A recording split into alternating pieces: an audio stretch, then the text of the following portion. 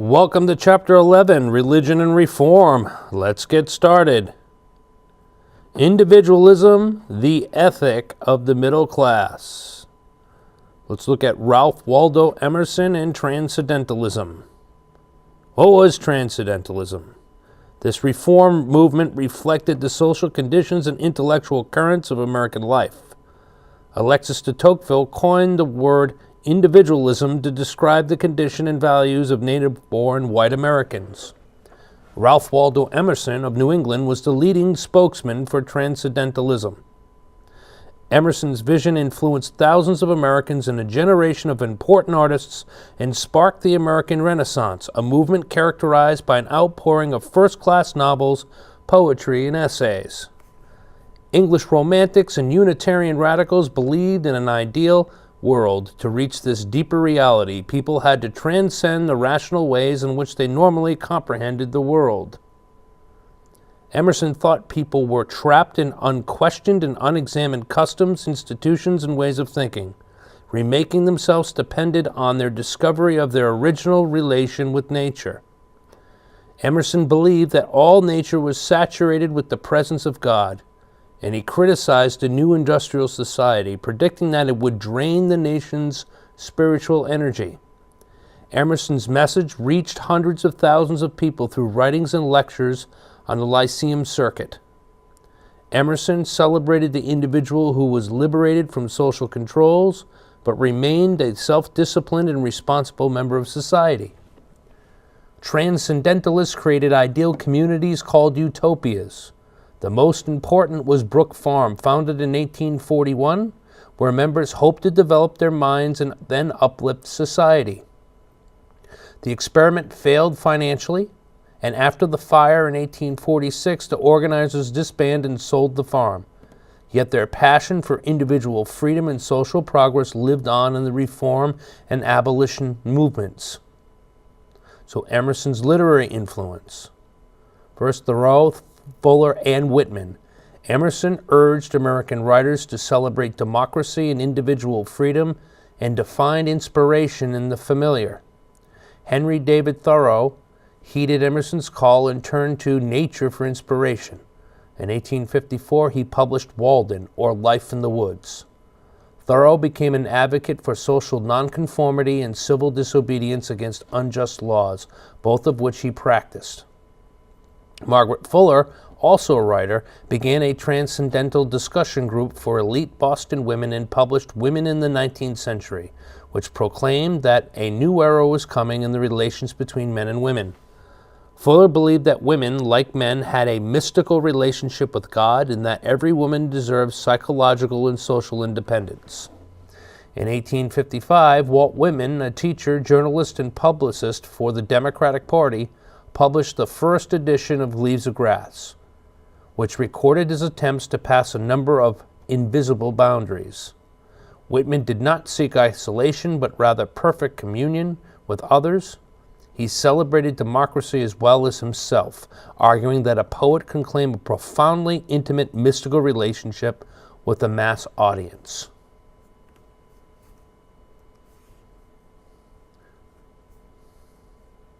Rural communalism and urban popular culture. The Utopian impulse. Mother Ann and the Shakers.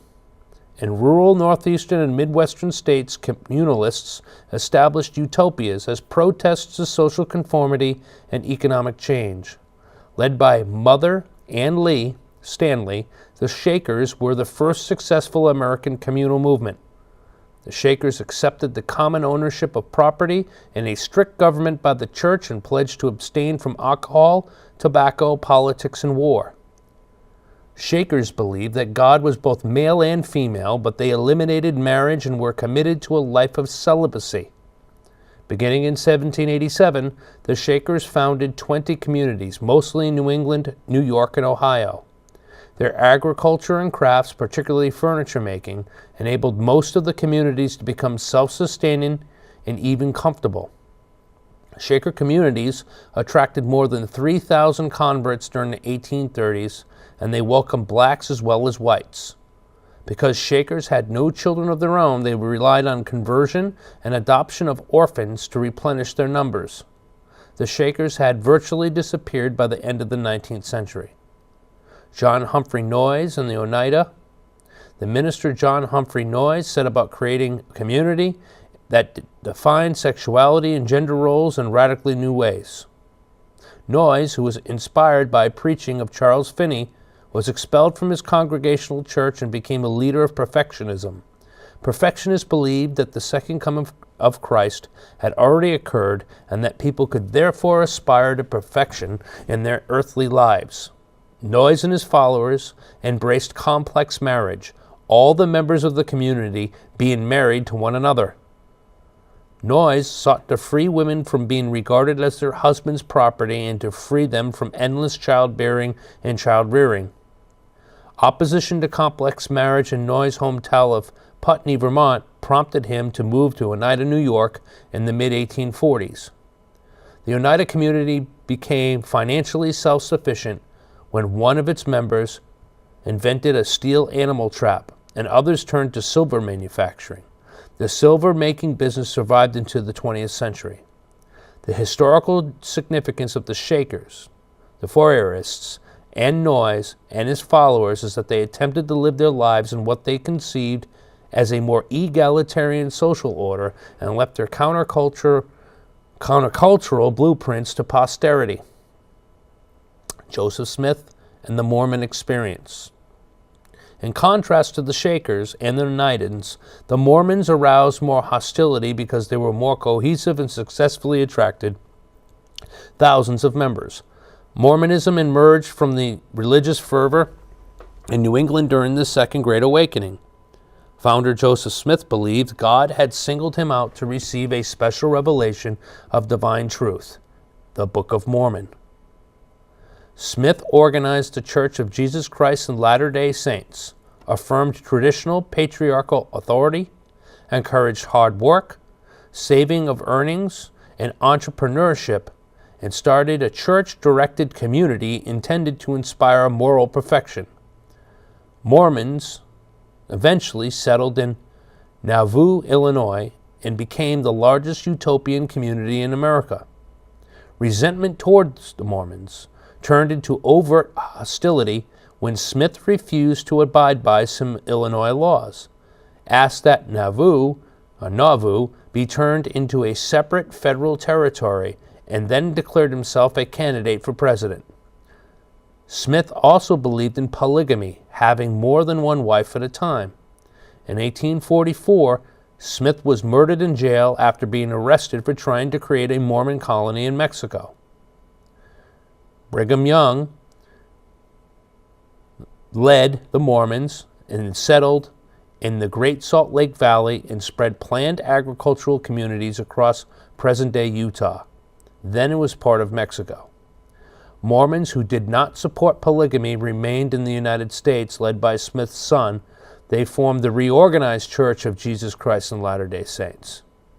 Congress established the Utah Territory in 1850 and named Brigham Young its governor. Young and the territorial legislature resisted federal law to maintain autonomy of the church. Although President James Buchanan was afraid that if he tried to eliminate polygamy, it might set a precedent that could be used to end slavery, he sent a small army to Utah, contributing to the short-lived Mormon War.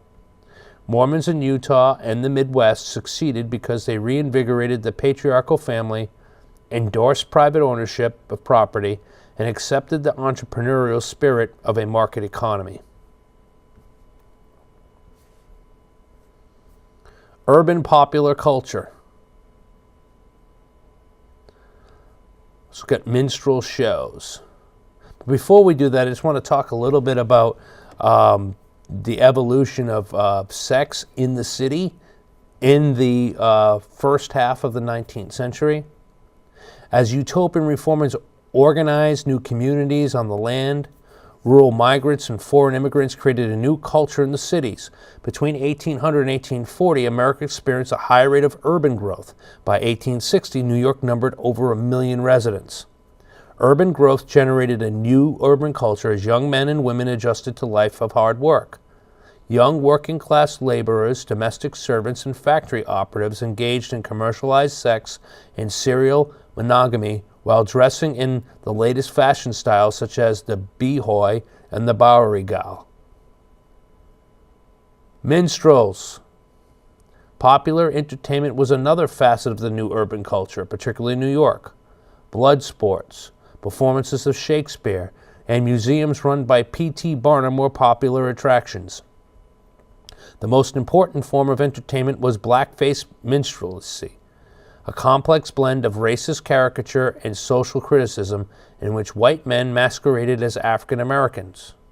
The shows reinforced white supremacy, nativism, and class criticism of elite control of industry and politics. Immigrant masses and nativist reaction. A growing number of Irish and German immigrants settled in northeastern cities like New York, and their cultural traits became part of urban society. Many urban New Yorkers and Northeasterners disdained these immigrants, particularly the Irish, and beginning in the 1830s created a violent and political nativist movement in an attempt to halt their arrival. Inspired by temperance, anti-Catholicism, and nativism, urban organizations such as the Female Moral Reform Society and the Washington Temperance Society aimed to reform a society in turmoil. Abolitionism. Black social thought, uplift race equality and rebellion. David Walker's appeal. Inspired by the Second Great Awakening, abolitionists increasingly defended slavery as a sin, defined slavery as a sin, and demanded its immediate termination. They didn't defend it. Leading African Americans in the North advocated policies of social uplift. They encouraged free blacks to elevate themselves through education, temperance, moral discipline, and hard work, and by securing respectability to assume a position of equality with the white citizenry. Some whites felt threatened by this and in the mid-1820s led mob attacks against blacks. In 1829, David Walker, with an appeal to the colored citizens of the world, justified slave rebellion, warning of a slave revolt if their freedom was delayed. In 1830, African American activists called a national convention in Philadelphia. The delegates did not endorse Walker's radical call for revolt, but made collective equality for all blacks their fundamental demand. This new generation of African American leaders focused on race equality rather than individual uplift and respectability. Nat Turner's Rebellion of 1831. As Walker called for a violent black rebellion in Boston, Nat Turner staged a bloody revolt in Southampton County, Virginia. Turner, a slave, believed that he was chosen to carry Christ's burden of suffering in a race war. Turner's men killed nearly 60 whites in 1831. He hoped other slaves would rally to his cause, but few did, and they were dispersed by a white militia. Vengeful whites began to take the lives of blacks at random, and Turner was captured and hanged. Shaken by Turner's rebellion, the Virginia legislature debated a bill for emancipation and colonization, but the bill was rejected, and the possibility that Southern planters would legislate an end to slavery faded. Southern states toughened their slave codes and prohibited anyone from teaching a slave to read. Evangelical abolitionism. William Lloyd Garrison, Theodore Weld, and Angelina and Sarah Grimke.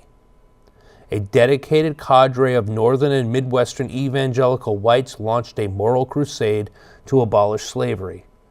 William Lloyd Garrison, an abolitionist leader, founded the Liberator in 1831 and spearheaded the formation of the New England Anti-Slavery Society. Garrison condemned the American Colonization Society, attacked the United States Constitution for its implicit acceptance of racial bondage, that would be the Three-Fifths Compromise, and demanded the immediate abolition of slavery. In 1833, Garrison, Theodore Weld, and Arthur and Lewis Tappan, along with other delegated, established the American Anti-Slavery Society, Women joined the movement and founded the Philadelphia Female Anti-Slavery Society and the Anti-Slavery Conventions of American Women. In 1837, Theodore Weld's publication, The Bible Against Slavery, cited passages from Christianity's holiest book to discredit slavery.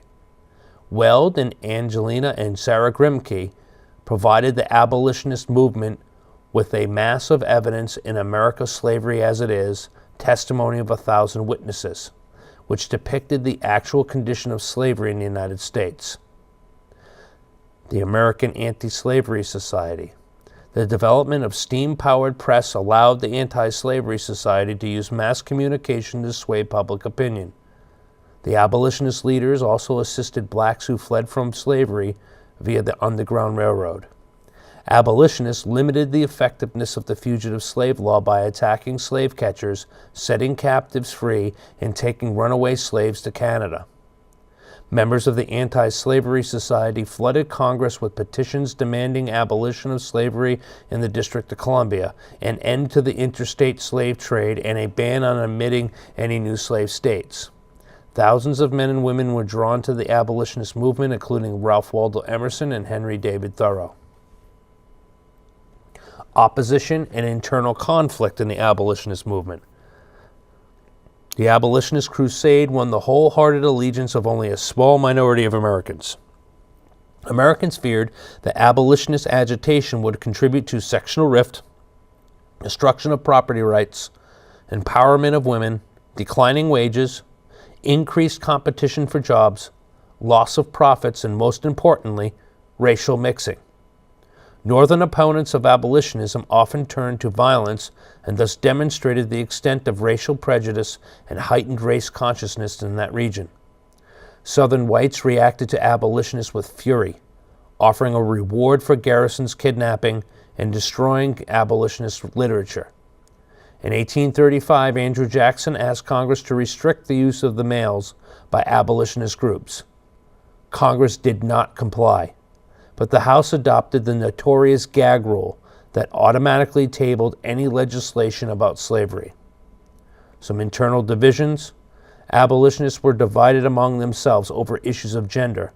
Garrison not only broadened his reform agenda to include pacifism and the abolition of prisons, but also to women's rights when he demanded that the society emancipate women from their servile positions and make them equal with men.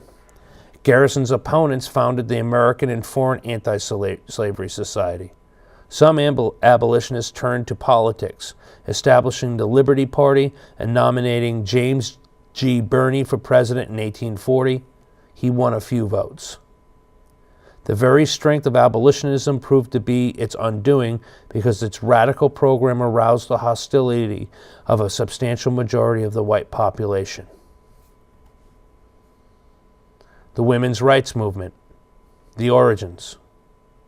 During the American Revolution, the belief arose that women should limit their political role to that of Republican mothers, who would instruct their sons in the principles of liberty and government.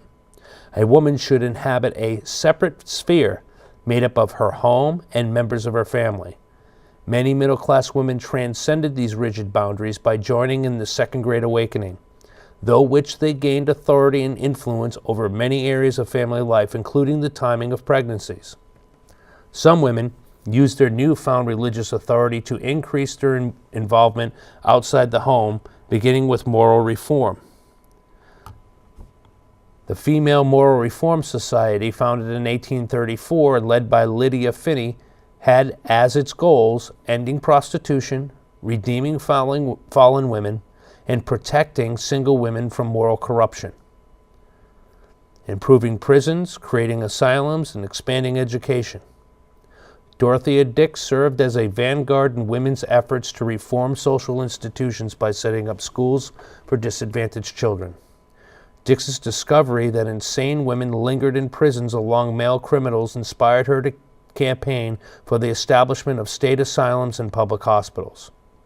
Northern women supported the movement led by Horace Mann to increase the number of public elementary schools and improve their quality.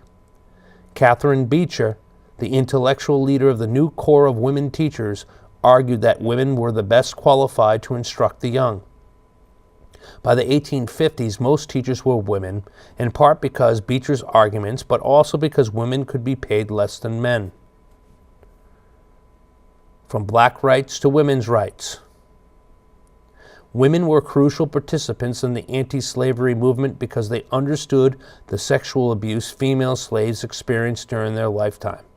Harriet Jacobs' Incidents in the Life of a Slave Girl and Harriet Beecher Stowe's Uncle Tom's Cabin graphically described the horrors of slavery for women.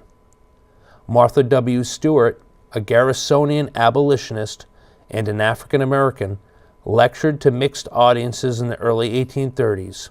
White women also began to deliver abolitionist lectures. A few women began to challenge the subordinate status of their sex. The most famous were Angelina and Sarah Grimke, who used Christian and Enlightenment principles to claim equal civic rights for women. By 1840, female abolitionists were asserting that traditional gender roles amounted to the domestic slavery of women. Drawn into public life by abolitionism, thousands of Northern women had become firm advocates of greater rights not only for enslaved African Americans, but also for themselves. During the 1840s, women's rights activists, often with the support from affluent men, tried to strengthen their legal rights of married women. 3 states enacted married women's property laws between 1839 and 1845. And in 1848, New York statute gave a woman full legal control over the property she brought to a marriage, which became the model for similar laws in 14 other states. Elizabeth Cady Stanton and Lucretia Mott organized a gathering in Seneca Falls, New York, that outlined a coherent statement of women's equality. The Seneca Falls activists relied on the Declaration of Independence and repudiated the idea that the assignment of separate spheres for men and women was the natural order of society. Although most men and many women rejected the activists and their message, in 1850 the first National Women's Rights Convention began to hammer out a reform program and began a concerted campaign for more legal rights and to win the vote for women. Susan B. Anthony joined the women's rights movement and created a network of female political captains who lobbied state legislatures for women's rights.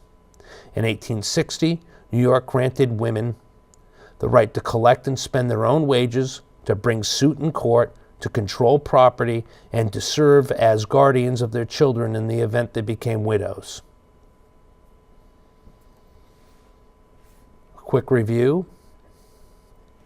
Transcendentalism, know what that is, know who the major writers and players were. The importance of Henry David Thoreau and Walden.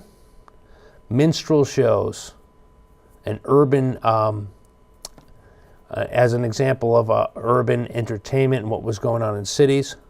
Nativism, the reaction to immigrants, particularly coming from Ireland. Nat Turner's Rebellion as a slave revolt that really freaked people out in Virginia. William Lloyd Garrison as one of the immediatist type of abolitionists. The abolitionist movement split over women's rights. Some wanted women to get their right to vote and their full rights. Others thought that would harm the overall abolitionist movement. Dorothea Dixon's prison and asylum reform, and the Seneca Falls Convention and the Declaration of Rights. That is it for Chapter 11. Until next time, thank you.